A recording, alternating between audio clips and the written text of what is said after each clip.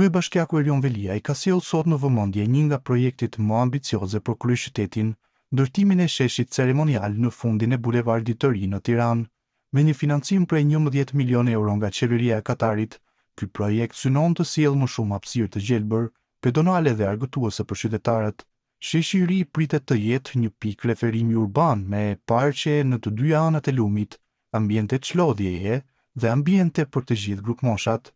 E keni parë se si duket sheshi fundor në bulevardin e ri? Me ndihmën e qeverisë së Katarit, e cila na ka miratuar grantin 11 milion euro për realizimin e këtij super projekti, do t'i japim Tiranës sheshin ceremonial që meriton,